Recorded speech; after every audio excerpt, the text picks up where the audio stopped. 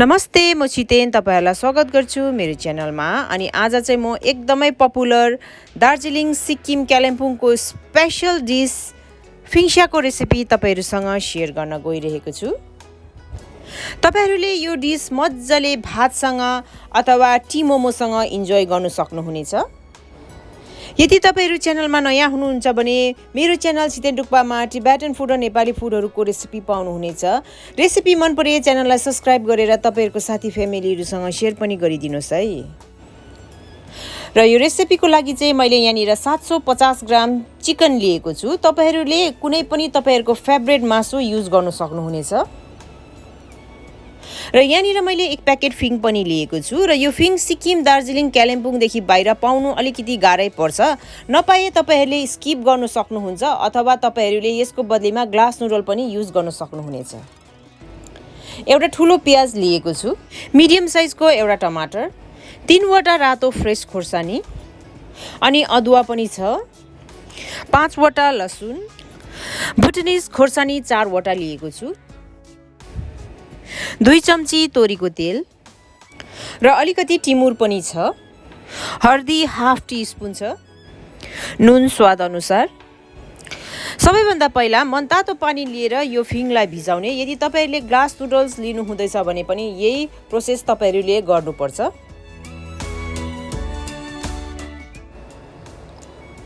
कराईलाई मज्जाले तताएर यो 2 चम्चा तेल राख्ने। तेल मज्जाले तातेपछि यो टिमुरलाई राख्ने र अब यो टिमुर सँगसँगै यो खोर्सानीलाई पनि एड गरिदिने।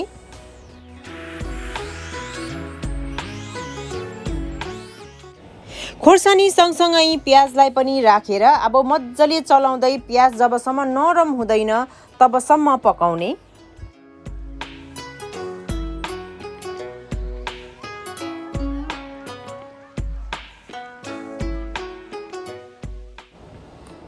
यहाँनिर देख्नुहुनेछ तपाईहरुले प्याज नरम भइसकेको छ र कलर पनि अलिकति चेन्ज भएको छ।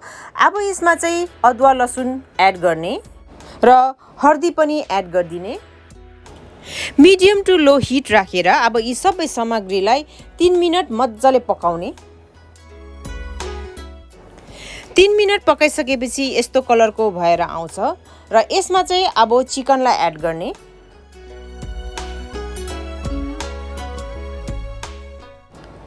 चिकन एड गरेर मज्जाले चलाइदिने।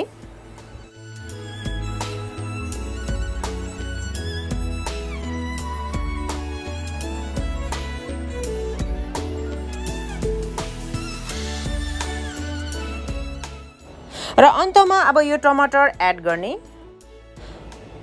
टमाटर सँगसँगै स्वाद अनुसार नुन पनि राखिदिने। कभर गरेर मिडियम टु लो हिटमा 5 मिनेट जस्तो पकाउने। अन्तमा टमाटर राखेर नुन राख्दाखेरि चाहिँ टमाटर छिटो सफ्ट हुन्छ। ल हेर्नुस् त यहाँनिर टमाटर मज्जाले पाकिसकेको छ। अब मज्जाले फेरि यसलाई चलाउने।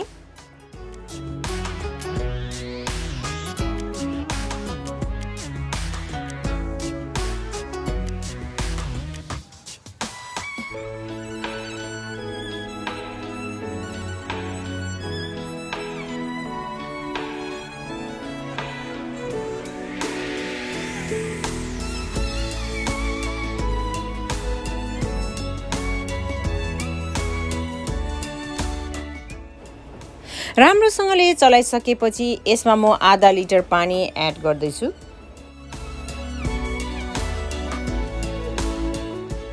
पानी एड गरेपछि कभर गरेर मासुलाई राम्रोसँगले पाक्न दिने। मैले यहाँनिर मिडियम टु हाई फ्लेम गरेर 15 मिनेट मज्जाले मासु पकाएको छु र मासु मज्जाले पाकिसकेको छ।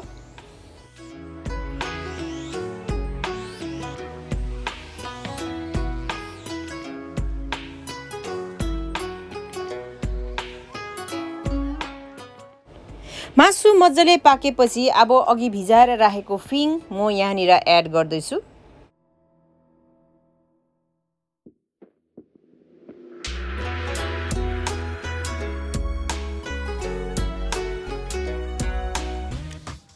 र यो फिङलाई पनि कभर गरेर 5 मिनेट मज्जाले पकाउने। फिङ मज्जाले पाकेपछि तपाईहरुको यो डिस रेडी भयो। अब सर्भ गर्नु सक्नुहुनेछ। तपाईहरुले प्लेन राइससँग अथवा टी मोमोसँग अथवा इभन रोटीसँग पनि तपाईहरुले यसलाई सर्भ गर्न सक्नुहुनेछ। अलिकति ज्यादा पिरो हुन्छ, यदि तपाईहरुलाई पिरो सुट गर्दैन भने तपाईहरुले स्किप गर्न सक्नुहुन्छ अथवा तपाईहरुले यसलाई कम्ती पिरो बनाउनु पनि सक्नुहुनेछ, खोर्सानी कम्ती राखेर। र इन्जोय गर्नुहोला कस्तो हुन्छ अनि मलाई कमेन्ट पनि गर्नुहोस् है। Thank you, bye bye.